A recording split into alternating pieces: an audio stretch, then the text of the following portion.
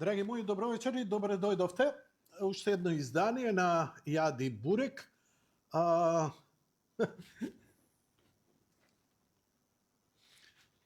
Да ги поздравам нашите драги, незаборавни пријатели,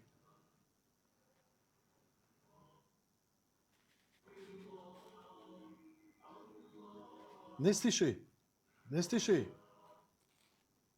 нашата диаспора од Лондон. Ако се јавиш и ги прашаш како е, ќе ти речат мощно убаво. Ние сме овде вулфофакина, ама таму е лепота. И во Лондон навистина се демократизира, станува широк, станува толерантен, колку што и неговиот градоначалник. Англиџаните се откажаа од Лондон, па и од пола Англија, ама добро, тоа е тоа. А драгите наши браќа исламски благодарни се поклонуваат и се заблагодаруваат на Аллах што им даде вакво убаво градче.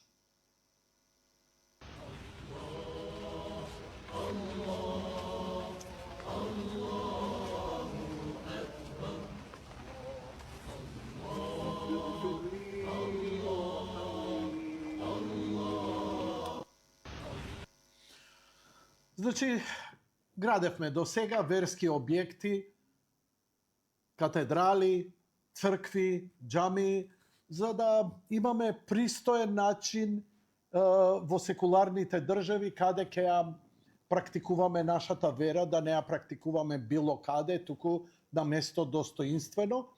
Но Лондон иде исчекор понатаму, покажува дека потребите на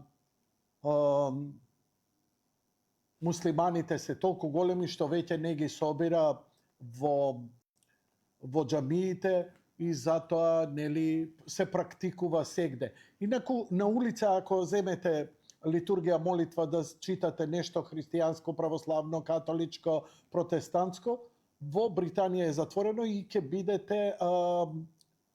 бидете казнети бидејќи тоа се смета за провокација.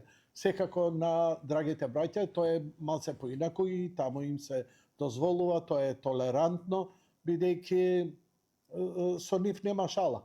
Нас можат да не тепаат, можат што сакаат да ни прават, да не навредуваат, ние нема да писнеме. Таму, ако ги погледнеш накриво, ќе останеш крив. Така што, ја им честитам, успеа Лондон да го направат Лондонистан. Сосема заслужено. Океј.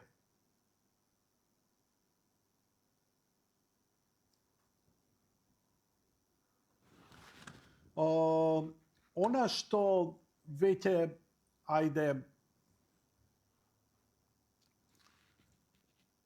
треба да го споделиме, сигурно вие не паметите, а ќе го споделиме, затоа што првин да видиме каква е ситуацијата во Австралија. Најдов лайфкем од Австралија. Very good лайфкем.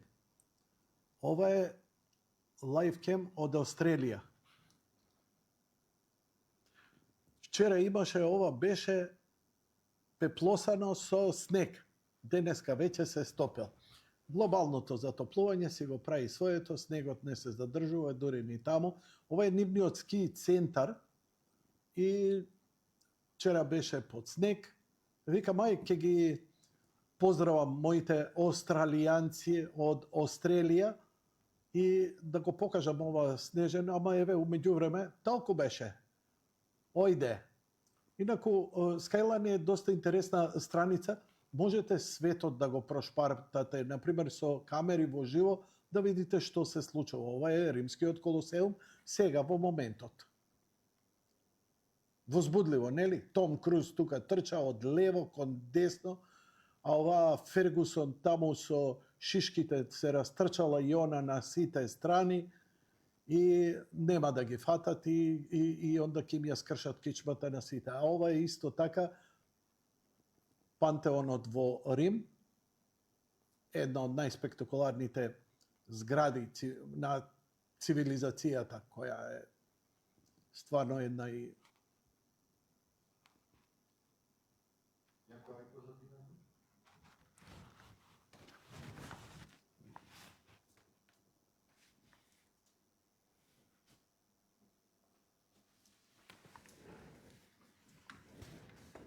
убаво изгледа. Нели? Наместо Фијати, Тесли се возат, нема загадување, селф-драйвинг, паметни луѓе. Баш е убава шема. Рим е прекрасно место да се посети. Кај да идеме сега? О, Египт. О, еве ги пирамидите. Кај се? Тука се. Ама не ги гледам, па и не треба да ги видиш.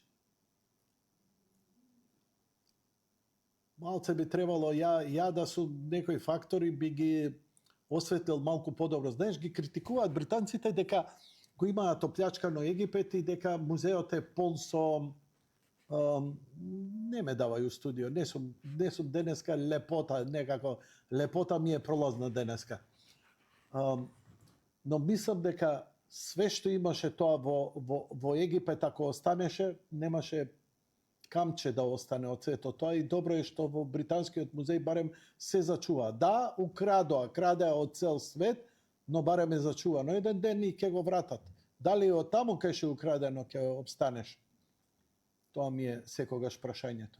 Дај да видиме негде кака е по-светло. О, што е ова Стромболи, некакви Стромболи вулкано. Каде е овој вулкан сега? Стромболи вулкано, кај се наоѓа? Во Медитеранот. Вау, Стромболи. Каде е тоа? Во Писчита. Каде е ова? Кај Италија. О, buongiorno. Parla tutti contra mafia, sella Italia. Benvenuti italiani.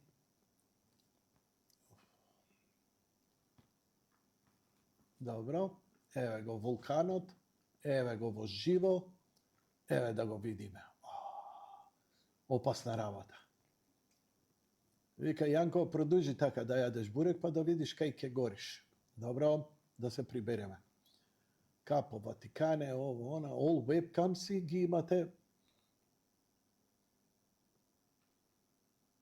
Аргентина. Ајбе, у Аргентина не сме били. Си бил у Аргентина? Не. Епа, ајде да видиме како е. Ушуаја. Се сеќавате дека имаше македонската телевизија документарна секција, документарна програма, и имаше една серија по 20 минути, секој ден одеше, се викаше Ушуаја. Јас преведував и многу еден симпатичен лик и многу научив за таа Ушуаја. Ова е многу чудно место и ова е најјужното место на Аргентина. Еве да идеме Ушуаја. Опс. Латиница. Латиница. Ушуаја. Не јужуја све. Факета. Ушуаја. Видете, ова е забавна програма, немој, ако ја сваќате пресериозно, ваше проблемот. Понекогаш сум сериозен, ама генерално сум несериозен. Еве, Ушуаја, ТВ Series. Еве, за природата идеш од 98 до 2014. Типот стварно беше откачен, се викаше Никола Хулот, он беше домаќин, еве го. И идеше, серијата се викаше така, и идеше низ цел свет со балони ваму и таму и така натаму. Но Ушуаја, еве сега да ја видиме каде се наоѓа. Нормално со на карти ќе отвориме, ќе видите дека се наоѓа едно чудесно место на југот на Јужна Америка. Тоа е најјужното место пред, нели, и последното населено цивилизацијска пред Антарктикот. Местото е сокриено во овие фјордови, норвежаните ги викат, не може да се нарече. Имаат аеродром, Битола немаат аеродром, Ушуаја имат. Но стварно е тешко да се стигне на било кој начин до Ушуаја, освен со брод или со авион. Но, дека Аргентина е држава, имаат направено патишта, далеку се тие од некаков трансам, гледате дека овие острова мораат и со траекти да се поминат, така натаму. Инаку, ова е патека која, да речеме, носачите на авиони, воени авиони, патничките, ја користат како рута за да не идат скроз на отвореното море, бидејќи овде се смета дека се е најагресивно, најбесно, највисоки бранови, највисоки струи. А овдека се пилотира со авиони, тука и подморници, кој знае што све идат, тука и границата помеѓу Аргентина и Чиле, ама кој смее да им писнете, како Джералд Форд ке помине, и поминуваат низ овие тесници за да стигнат од Атлантик до Тихиот океан, без да се изложат на големи ризици за да стигнат. Дури и мислам дека и низ овој теснец овдека може да се помине по на север и веќе во Чиле да се биде на јужниот. Тука се Фолкландите, знаете што се дешаваше, што се случуваше околу Фолкландите и тоа е тоа. Интересно ми дојде ова со камерите, ајде да видам уште некоја камерче, што вака флешбек, а имам доста у кариерата. Каде е ова? Мадона де Кампиљо, Тренто, ама ова ден е ноќум. Немат снег. Имат снемано. Затоа поише ме интересира New York City skyline. New York, Allah, New York, New York, New York. Джингерлака, джингерлака, джингерлака, джингерлака, New York, New York, Добро. Овде е отпорот на Доналд Трамп, Њујорк и Лос Анџелес против Доналд Трамп. Ке го дадеме секому и било кому, само не на Трамп и не на американците.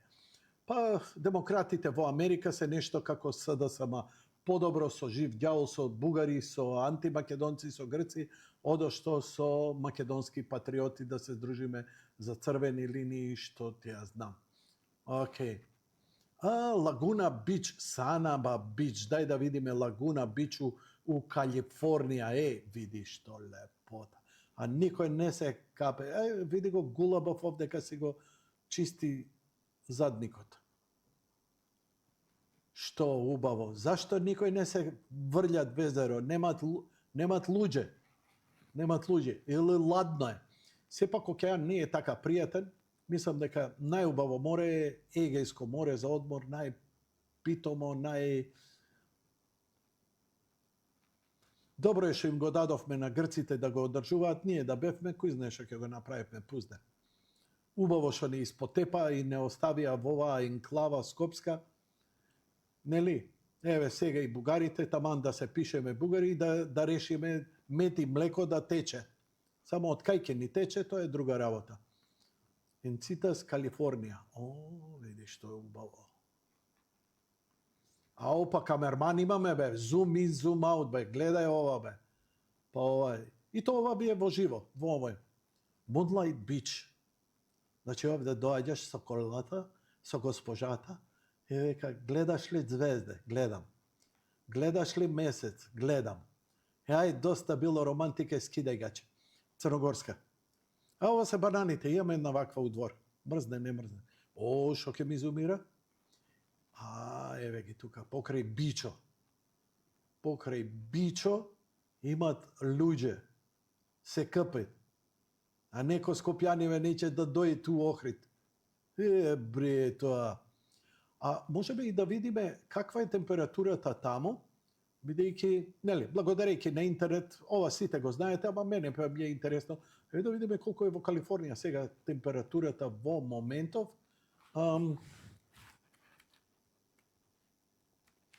Кај нас врнит, ако не сте знаеле, врнит. Врнит. Ќе се врнит.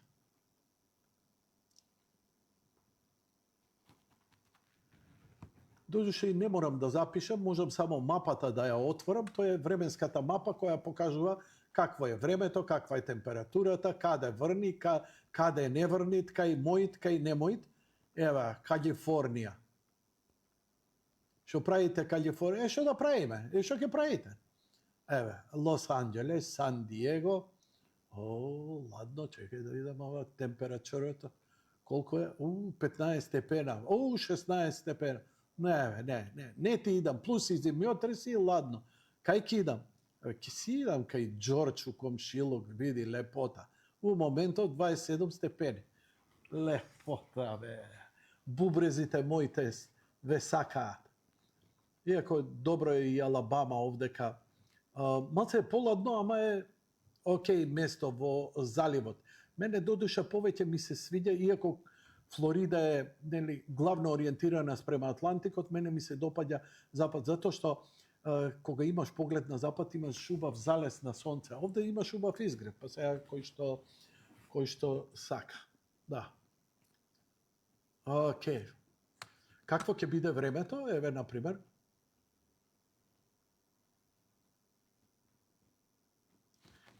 Какво ќе и кај ќе врне на планетава. Еве, само пушташ и гледаш во наредниве 4 сати како ќе биде, што ќе биде. Ова теѓето што го гледате ќе врнит. Добро, ај ние ќе зумираме да видиме како е при кај нами. Потоп у Србија и Албанија, ама ова од Албанија ќе дојде и при кај нами, нели? А веќе помина еден бран. Ајде да видиме наредниве 10 дена. Ова покажува милиметри од дожд. Колку е посветла бојата, толку повеќе дожд. Да видиме наредниве 10 дена што може да очекуваме. Ова се некои предикции спрема движењата ово, така што ше утре ќе врнит. Ова и во четврток ќе фатит. И четврток. И петок, и после... и петок, видиш убаво. Скопје, Битола, Орид. Петок, цел ден ќе врнит. Бар овдека вака, кој што предиктует. Нели? И сабота, и Сандео, и у Сандео ќе врнит, кој што гледате, ќе врнит. Све се облаци ова што ќе врнит, а ова е радарот кој покажува. Нели? Така. А ова е па температурата каква ќе бидит. Колку е, ајде да речам, по на тегет, по околу, ова белово е 0, зеленково е па негдека измеѓу 10 и 20 степена. Моментално у Скопје 9 и Но, заборавете на се, најдобро е да си отидете на страната на Хидрометеоролошкиот завод, на латиница пишем за статистика на Македонија, УХМР, Управа за хидрометеоролошки работи, нели? И што вика, претежно облачно со повреме, нема попрецизни од овие.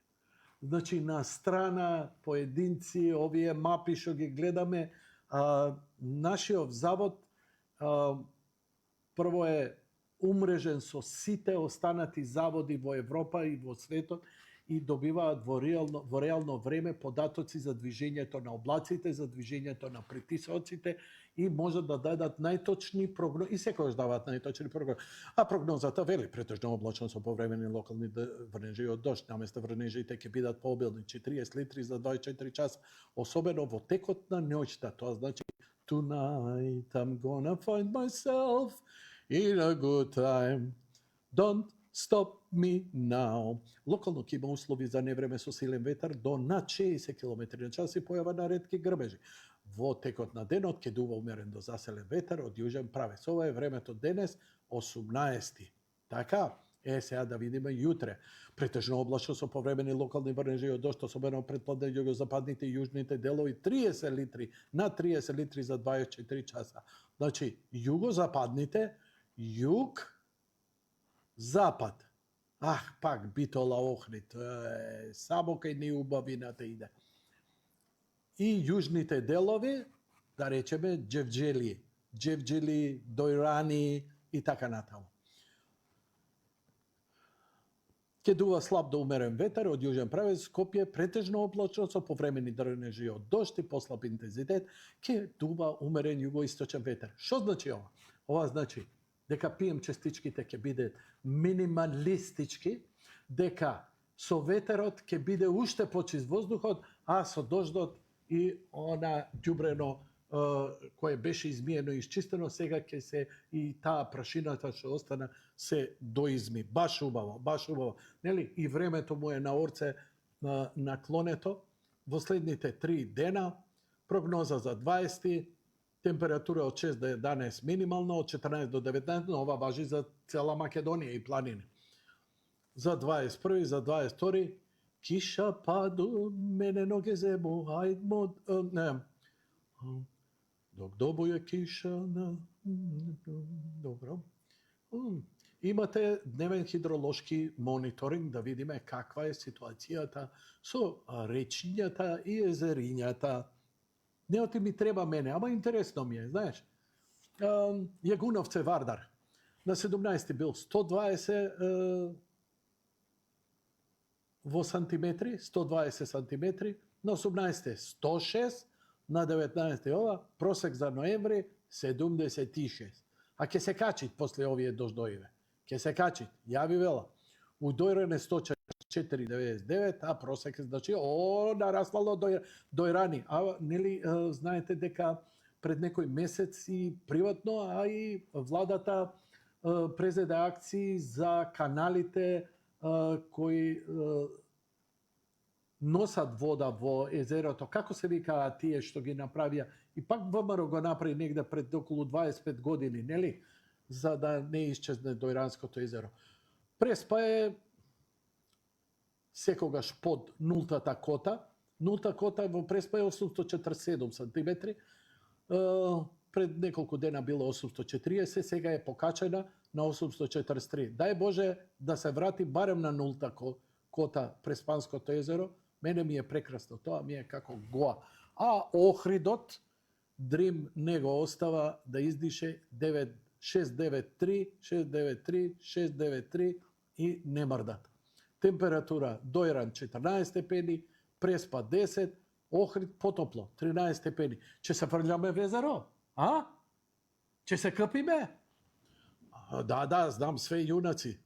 Влегуеме бели и скачаме модри, како таман за реклама за Аватар, кој најскоро ќе се дава.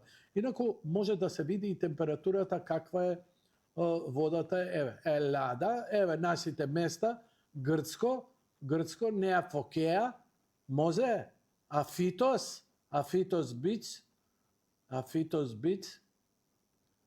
или Левки, Солина, Криопиджи, Полихроно, Поликала Полихроно, Хањоти 19 степени у Хањоти. Водата е 19 степени. Што да правиш? Што ќе правиш? Ќе се капиме, па ќе се капиме, ама Охрид подоба, па што да правиш сега? Солена вода. Ние пусто гиро најубаво у тоа Хањотино. Кај има да му за 3 евра ќе се знаеде.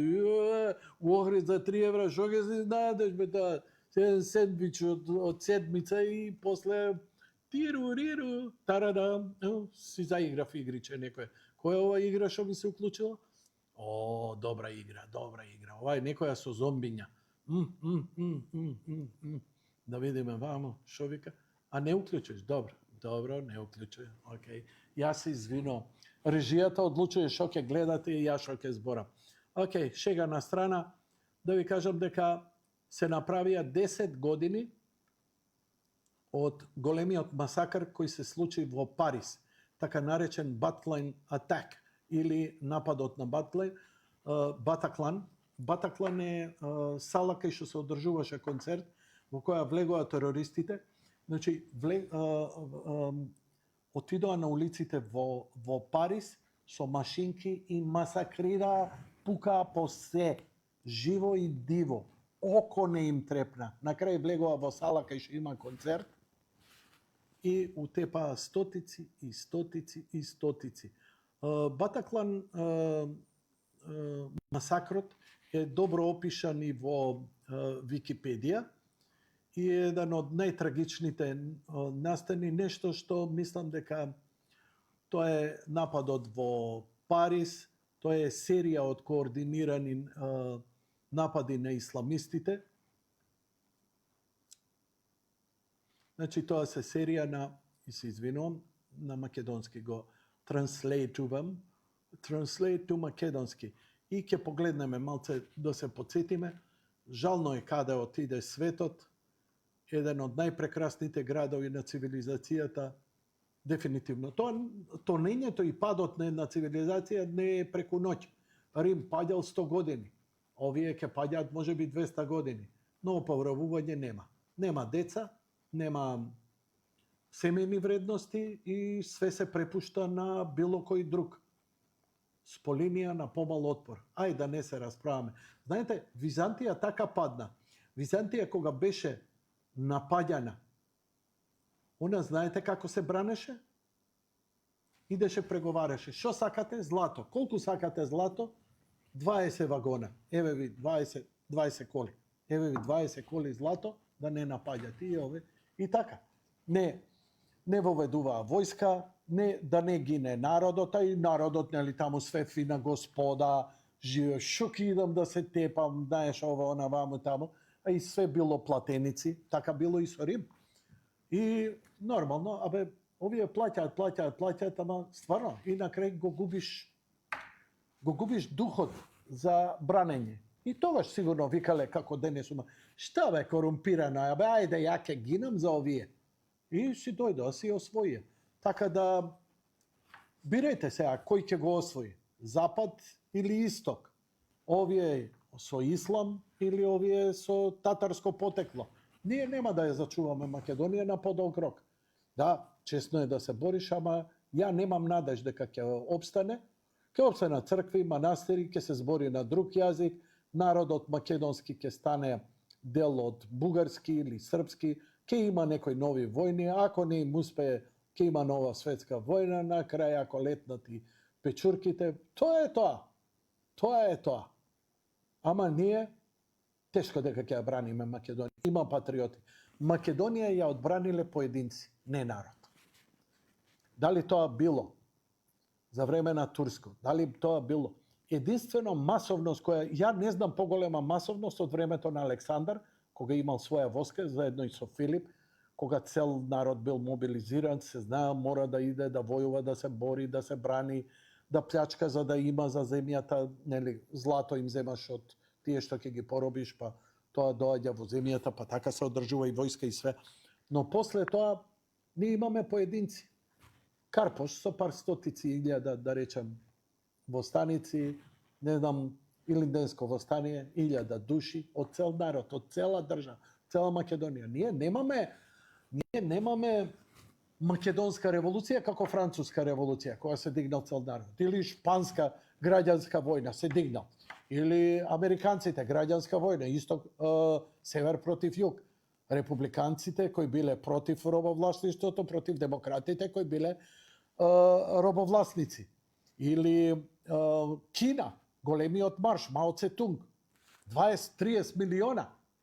Или Виетнам против американската окупација. Цел народ, жени, деца, све се гинало. Македонија не, Македонија се поединци. Македонија се поединци, ние сме поблиску како Италија, како мафиози. Знаеш, тоа комицки чети ваму, таму, знаеш, малце сме, знаеш, не сме ние такви стратези, воени, големи, ово, она, колку што сме, да речам, командоси, нинџи, ножот. Ти текнува? Но да се вратиме за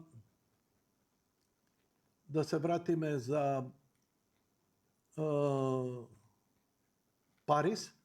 Тоа е серија од координирани напади. Серија од координирани исламистички терористички напади кои се случија на петок, 13 ноември 2015 година во Париз, Франција и северното предградие Сен-Дени. Почнувајќи од 21 часот и 16 минути, тројца бомбаши самоубици нападнаа пред Стад де Франс во Сен-Дени во време на меѓународен фудбалски натпревар. Откако не успеа да влезат на стадионот, друга група напаѓачи потоа пукаше во полни кафулиња и ресторани во Париз, при што еден од нив детонираше експлозив, при што се самоуби. Третата група изврши едно масовно пукање и зеде заложници на концертот на Иглите од Dead Metal, на кој присуствува 1500 луѓе во театарот Батаклан, што доведе до судир со полицијата. Напаѓачите беа или застрелани, или ги детонираа самоубиствените елеци кога полицијата изврши рација во театарот. Напаѓачите убија 130 луѓе, вклучувајќи 90 во театарот во салата концертна Батаклан. Уште 416 луѓе беа повредени, речиси 100 критично, 7 од напаѓачите беа исто така убиени. Нападите беа најсмртоносни во Европската унија од бомбашките напади врз возовите во Мадрид 2004. Нападите се случија еден ден по слични напади во Бейрут, Либан и 13 дена по бомбардирањето на руски патнички авион над Синајскиот полуостров во Египет. Франција беше во состојба на зголемена готовност од нападите од јануари 2015 врз канцеларијата на Шарли Ебдо, кога беше нападнат, знаете дека затоа што цртале карикатури, овие им влегоа и цела редакција ја масакрираа. Демократски. И еврејскиот супермаркет во Париз во кој загинаа 17 лица. Исламската држава ја презеде одговорноста за нападите и одговорноста за нападите во Бейрут. А еве што се случуваше, трагичен, тажен, не знам, еден од некој вика што ми е гајле Париз било. Не, Париз е Европа. Европа сме и ние. Еве што се случуваше. Пушти звук. It still seemed unbelievable. This was an attack of absolute monumental proportions. This had transferred from glossy propaganda videos to the streets of Paris. The Bataclan became the real symbol of these attacks. There was 1,500 people inside that building. This attack was the peak of Islamic State's capabilities. The largest attack on the country since World War II. We were trapped. There was no way out of there. What happened that night will never be forgotten.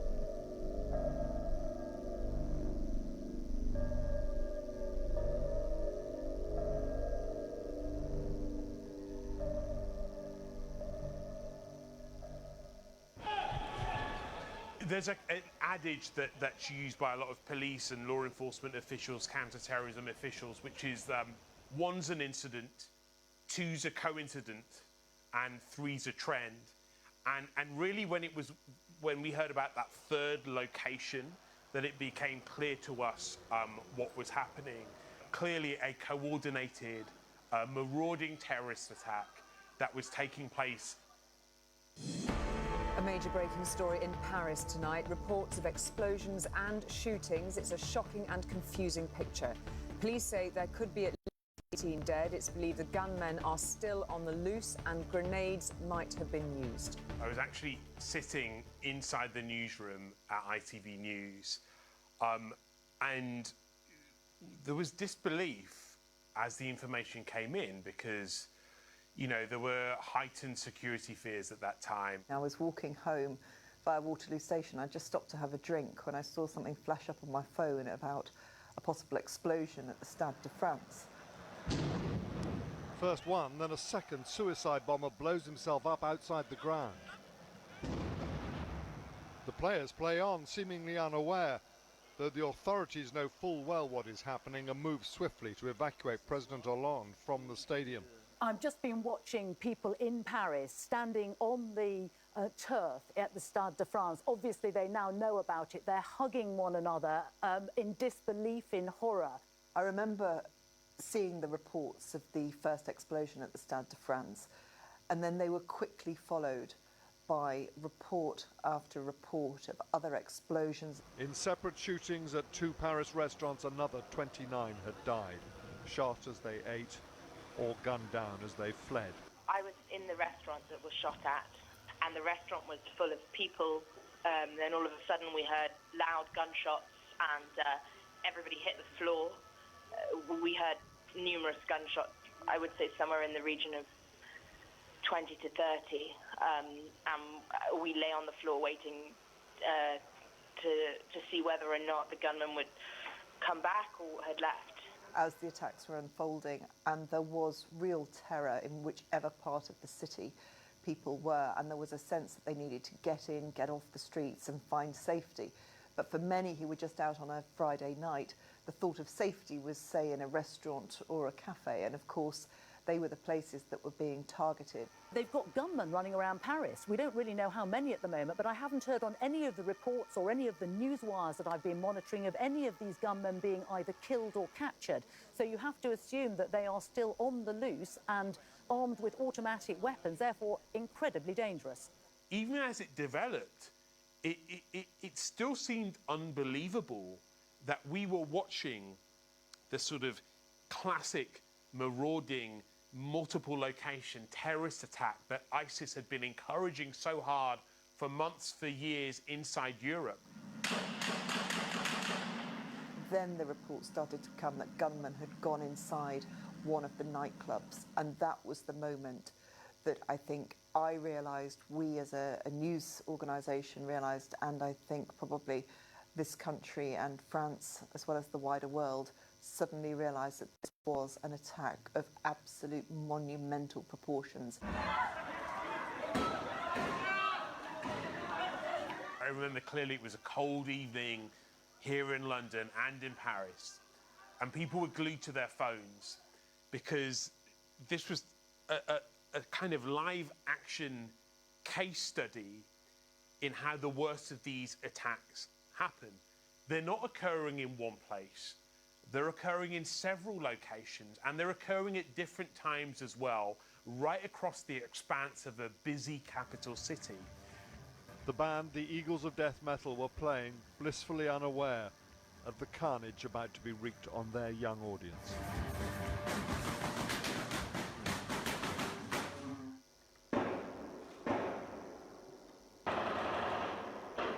Music in the Bataclan nightclub had long stopped. Instead, the soundtrack to a Friday night in Paris had become the murderous gunfire of 7 heavily armed psychopaths.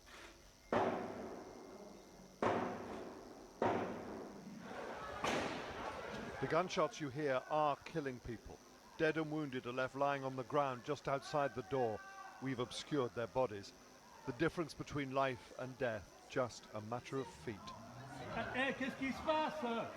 There was 1,500 people inside that building at the time when they came under attack. I remember hearing from survivors that they heard the bangs and they thought that there was something going wrong on the stage. They didn't realise that they were under attack and that people were opening fire on them. I saw the gunmen and There were several of them, and people started shouting, "Get down!" You know, so like drop to your knees. They were shooting, they were aiming towards the crowd. They told us not to look around, but the feeling was like a bloody mess. Some people had been were alive and had to stay for several hours among dead corpses. It soon became clear that this was pre-planned, this was well organised, this was incredibly well thought through. Found the door to a cellar, which we just ran into, but then realised we were trapped. There was no way out of there, and we just thought, they're coming, you know, we're going to die. We tried during 3 hours not to make any noise, which was the first hour very difficult because we could hear the sound of the machine guns like we were very close, like the walls were shaking. Some of the doctors I spoke to had worked in Afghanistan, and they said that the injuries that they saw being brought in from the Bataclan and from some of the cafes were battlefield injuries. They were not the kind of injuries they would have expected to see in a civilian population. In that period, on that Friday night, this had transferred from glossy propaganda videos to the streets of Paris. And it was clear that they were targeting venues that felt like they were striking right at the heart of French life and French society, because that was the purpose of targeting these places.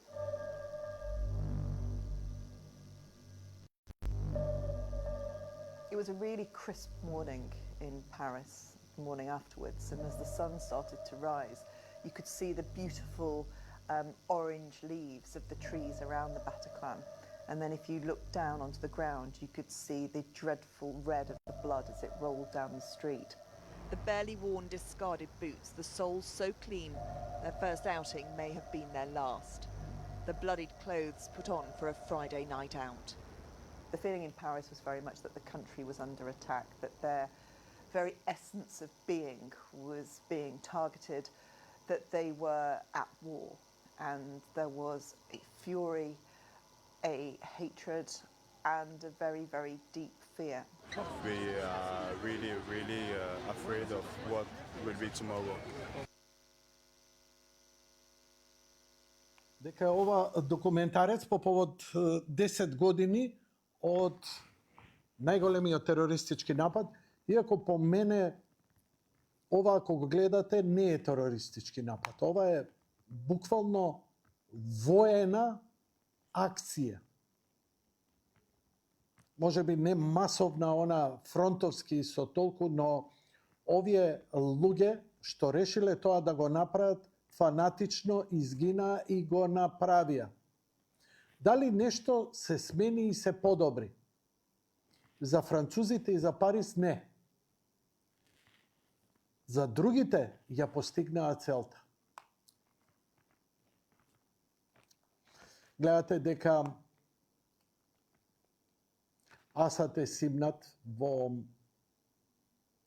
Сирија и на негово место еден од лидерите на исламската држава, човек кој во живо го гледавме како обезглавува американци, европјани, евреи и така натаму, денеска се поздравува во Белата куќа во Европа, дочекан господин човек, и тоа е демократија.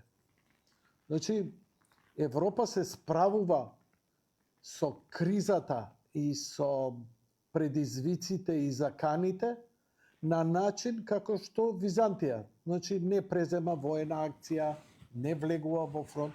Еве, например, со Украина. Не постои конфликт помеѓу НАТО и Европа. Они фрлаат огромни пари за да словенски народ, православен, се бори против православен. Овие се доволно глупи да се колат меѓу себе. Не е битно тука, може за кого сакате да навивате. И за Украина, и за Русија. И кој е во право, ММЕ, кој прв почна. Не бе, другари. Не е битно кој прв почна. Доволно е фактот дека вие се колете меѓу себе, како Југославија. Земи ги Срби и Хрвати. Исти јазик, иста религија. Остајте католици, христијани, едните и другите, исто зборат, иста култура, иста цивилизација. Се заклаа меѓу себе. Зашто? Ама знаеш, едните биле под влијание на Исток, другите под влијание на Русија, другите под влијание на Америка, Германија и така натаму. Пиштол им ставија на глава? Не. Видоа дека се доволно глупи и да се колат меѓу себе. Истото го направија со Бугарија и Македонија. Има ли нешто што ние повеќе мрзиме од Бугарија? А исти народ сме. Не е битно што они мислат и како мислат и дали се во право или не. Ја тврдам, ние сме исти народ, македонци. И се заклапме меѓу себе. Како не се колат бе американци и англичани, оние завршија таа приказна пред 300 години. Game over. И вика, дечки, ние ова пак не правиме. Не сме буде. Али сега знаеме како треба да правиме со дебиливе. Кај има дебили? На Балкан, брате, на Балкан. Еве, на албанците ќе им даеме држава, а без све има да завршат со нас. Има да палат, колат, се тепаат со кого сакаш, храбри луѓе се, нема збор. Срби највише ги мрзат. Срби што највише мрзат? Хрвати или албанци? Не знаеш просто. Али важно, омраза е. А не е така едноставно, Јанко, види, геоисториската, глобалната Океј. Важно нашле будали да трошат пари за оружје и да им бркаат работата, да им дилаат дрога, да им прават. Тој сме и ние. И после сме биле угомна. Па кај треба да бидеме? Што мислите? Колку вие работите, колку сте паметни, колку сте добри, колку сте произвеле, колку сте создале и чекаш ти државата, да ми ги зголеми платите. И шо ако ти ја зголеми платата, државата ќе биде подобра. Ти дали си поефикасен, бе? Произведуваш ли нешто, бе? Правиш ли нешто? А државата треба да прави. Ало, бе! Државите умреа социјалистички 1990. Сите прави. И ова. Не се закачам никогаш со ниедна партија, понекогаш ги речкам СДСМ, од изабавно, нели, најјаки се, они у опозиција. Но поздрав до Левица. Гледам, Левица упорно ми продаваат социјализам. И упорно се фаќаат на Кина. Дечки, само едно ќе ви кажам. Кина не е социјализам. Ништо социјалистичко нема. Тоа што има Српи Чекан и што има е комунистичка партија е само форма. Се друго е чист капитализам. Ништо друго.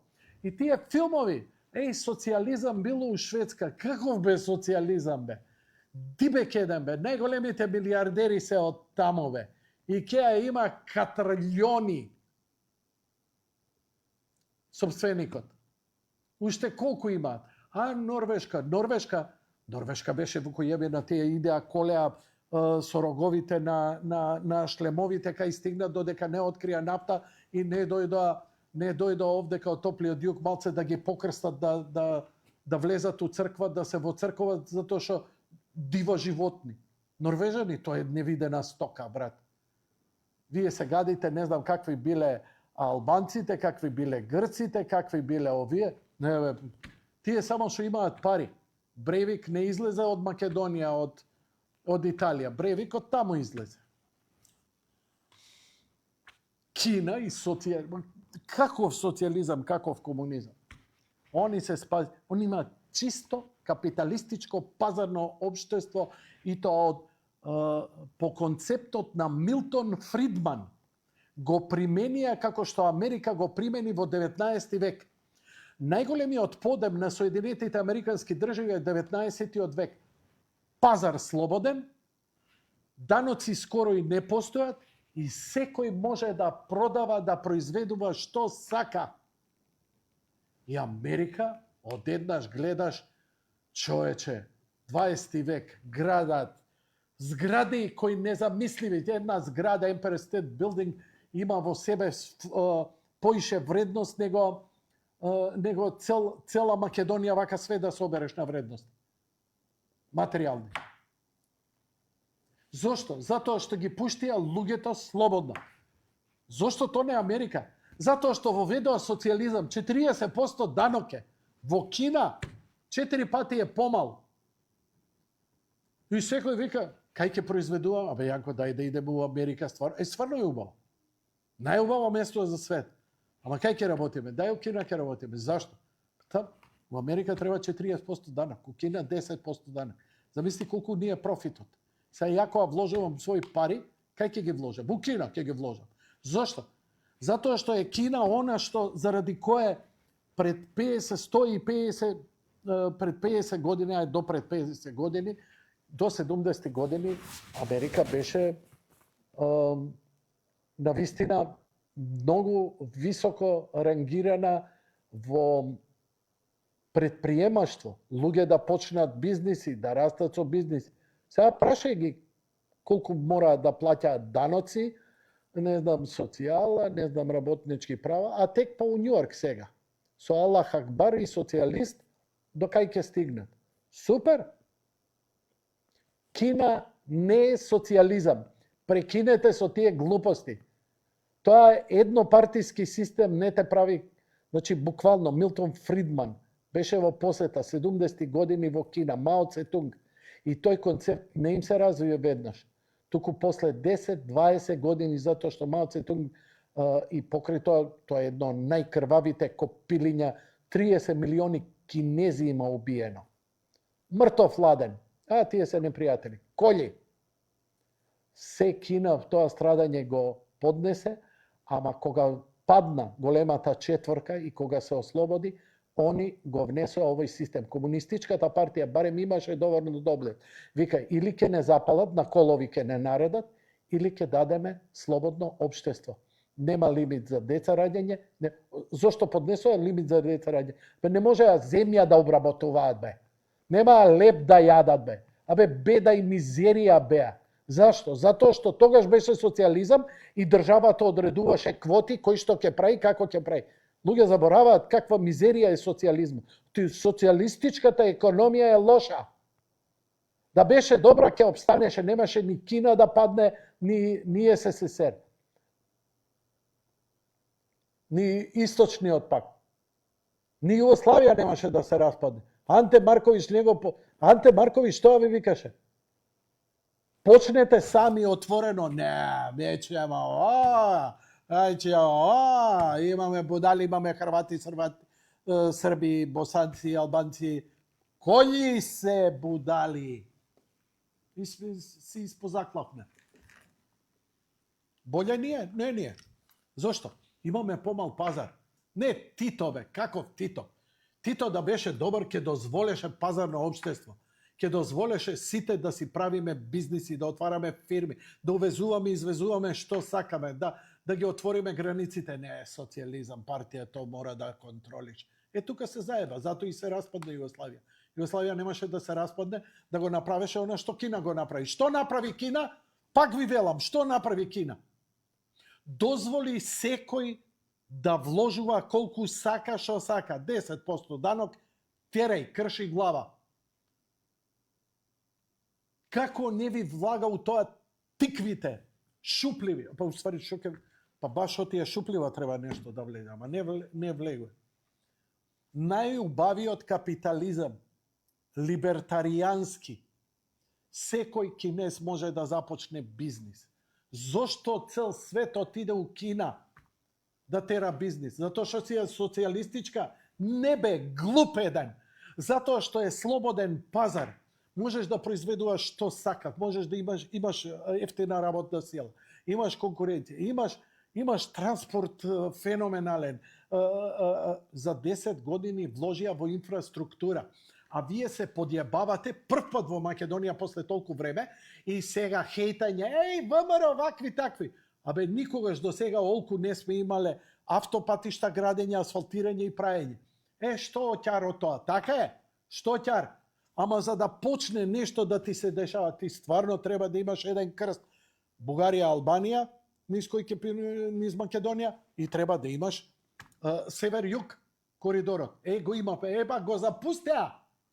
Вашиве милјеници социјалистички, партизански, за кои мислете дека се водени на традицијата, кој аснон ви го сменија, кој уставот ви го сменија, кој знамето ви го сменија, кој името го сменија. Ама така ќе влеземе во Европска Унија.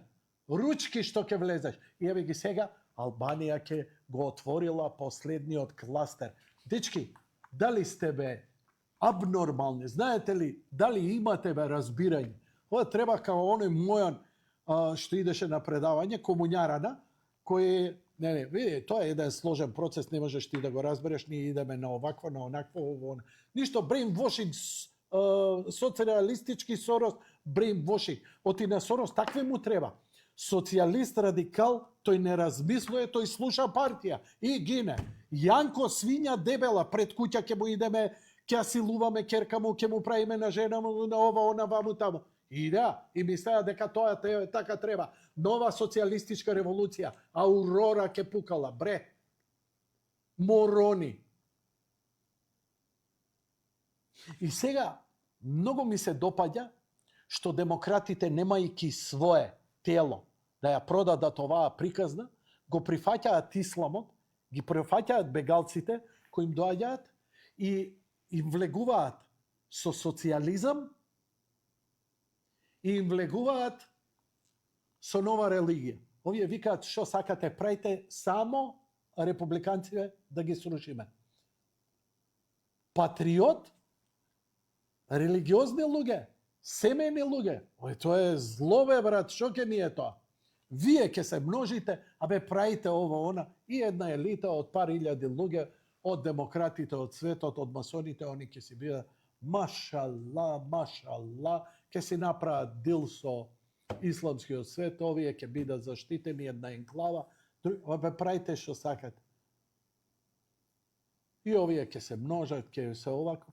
Пази, побегнале од своите земји, пази мигрантиве што викаат, побегнавме од нашите земји, бидејќи тамо, животот е ужасен, нема женски права, и сега жените протестираат у Њујорк, у Лондон, и сакаат да го воведат она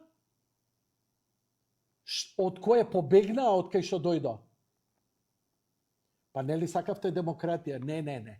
Ние сакаме тоа лошото од кај нас сега да биде и кај вас. Ти текно е, а државата нам да ни плаќа и да дава.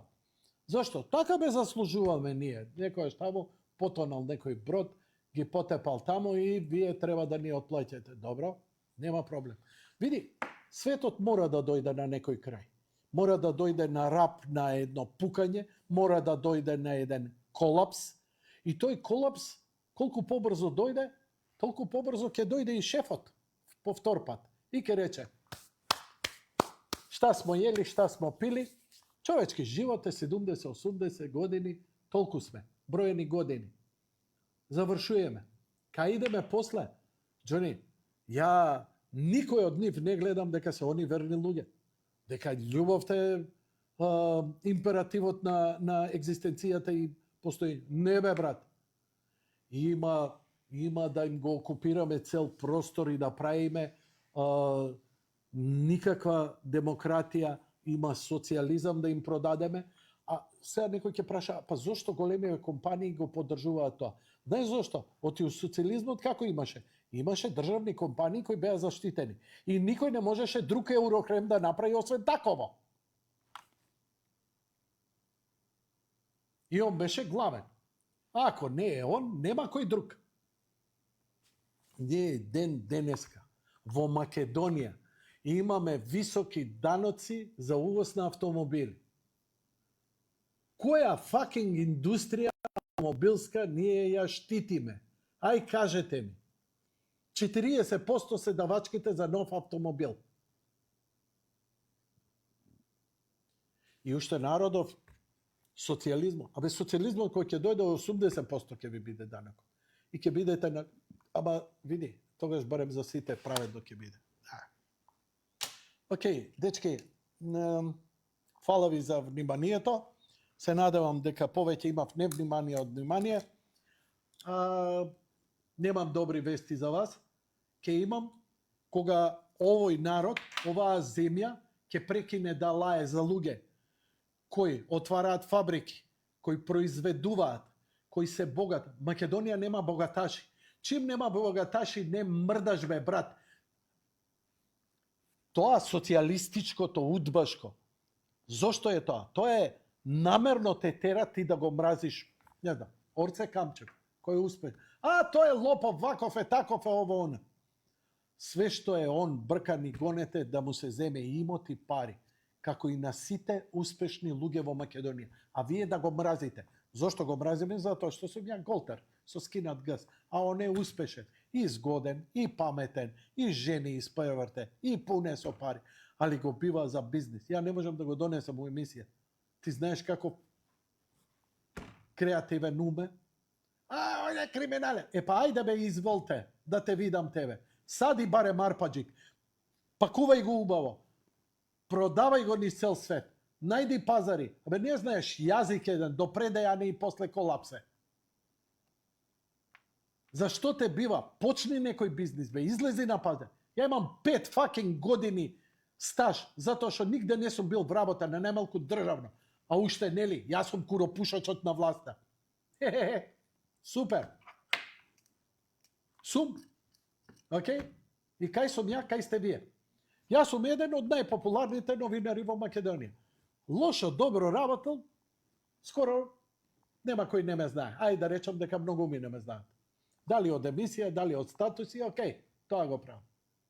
Тебе по шо те знаат? Дали си почел нешто, си испеал ли песна, бе, направи албум, бе, направи турнеја. Еве ако те бил. Сликај. Направи некоја храна, конзервираја, правија, продаја како франшиза, ово, оно.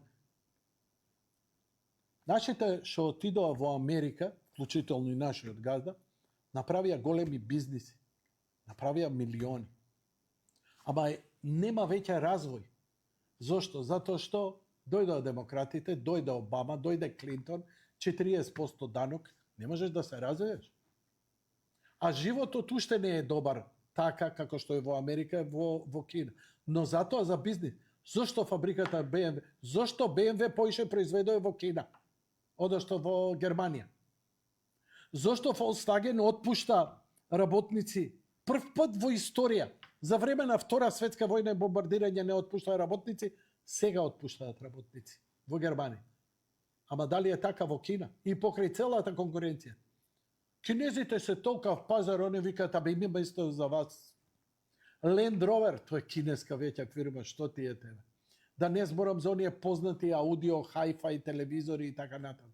Све тоа владење Кина, Тајван, Кореја, Јапонија. Зошто? Затоа што тој животот нешто прави, поправа, работи, не чека од државата. Кина им рече, не чекајте од државата, правите си што са така, нема проблем. Кој е најголем сајт за продажба? AliExpress. AliExpress го за 10 години го претекна Амазон. Една од најгениалните идеи. Дојде Тему го прегази AliExpress. Мислев дека се исти фирми. Не се. Конкуренција. Вика AliExpress е многу ја. Како ќе ги погази? Гага транспорт. Мене, ми се отвори дизната олкава. Купој, ефтино и на врата ти носи. Фала лепо. Нема царини, нема заебанци.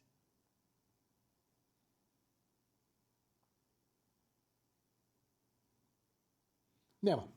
Не правиме деца, не идеме у црква, мразиме држава, мразиме успешни луѓе, мразиме себе, комшиите, соседните земји.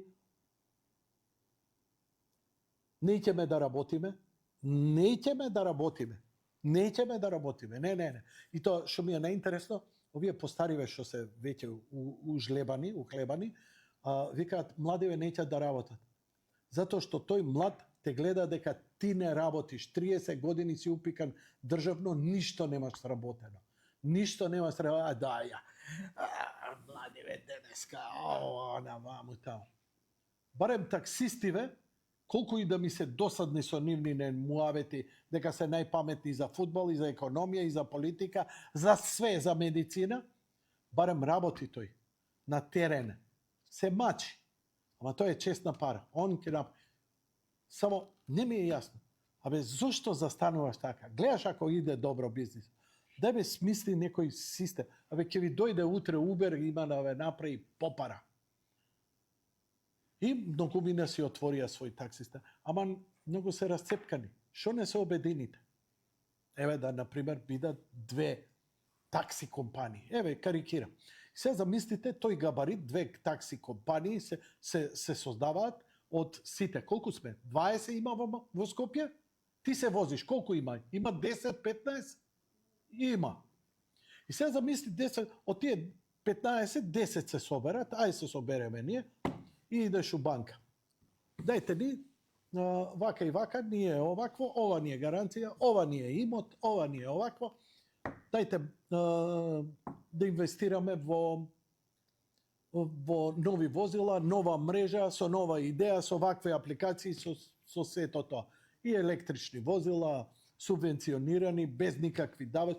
Карикирам, ја измислувам, појма немам. Дојдоа турците со оние рента тротинети, растурија. Што беше првата реакција ваша? Шаке, не е тоа што ни треба. А што не ти текна тебе, бе, дибекеде? Па не е тоа од вчера. Барем купи го. Пренеси го овдека. Направи го. Прилагоди го за овој пазар. Народот нема пари. Нема пари, види од тему. Овие подцркаа што се дистрибутериве брзи пошти. Има народот пари. За она што сака, има народот пари. За ракија и ситници, секогаш има пари. Кафаниве гледам опустеа.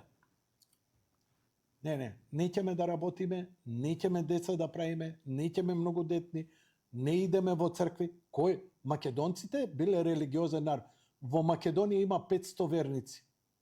Тоа се тие кои редовно идат на литургија, се причестуваат, се исповедаат. Бидејќи христијанство, православие е начин на живот, а не бе, јас сум христијанин, правам слава, прави слава, попе измед, слава. И треба да се толерира, затоа што се надеваш дека барем до крај на живот ќе се свести малце што треба да направи, што е поентата, што е суштината. А просветлен, причестен човек е праведен човек. Тој не фрла ѓубре, тој е и еколог, тој е и хуманитарец, тој е и добар, тој не е и насилен. Тој по дефолт ќе направи нешто добро, а и ќе добие Божја инспирација за нешто да направи некаков ичкар. Никој ништо, јас сум промашена личност. Едино просветление е што, еве сега ова ми чека од глава. Аве Јанко, што не отиде у нива да копаш малце? Што не праеше ти бурек? Што не направив фирма? Колку сум ги молел фирми за бурек. Абе, дај јади бурек и бурек да биде франшиза и да го растураме низ цела Македонија. Не бе, ајде написе една ракија. Било каде ова да го правев, на страна што ја материјално ќе бев обезбеден, ќе беше некоја интересна, добра франшиза која многу ќе заработуваш. Немаше да шмркам кокаин и да плаќам кинези за да имам многу лајкови на стримот и на... Уживајте. Све ви е јасно, си сакате реалити шоу, си сакате цеци, си сакате джингерлаки, ракивчето, скаричето, уживајте.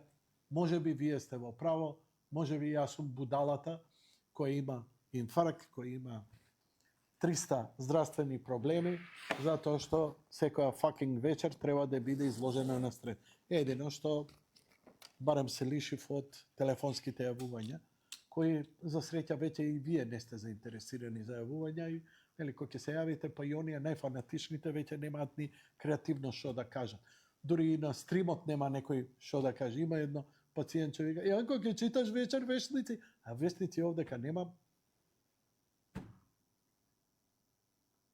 10 години. Ама тоа е тоа. Океј. Фала за вниманието, бидете ми поздравени.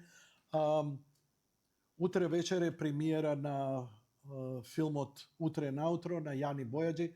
честито до него и до екипата. Оваа година не направивме, ама имаше добри настапи, беше кај Ландов, имаше целата екипа во Алфа, со музика, со све, стварно добар пиар и утре премиерата ќе биде во Cineplex. Лека ноќи, пријатно, драги мои.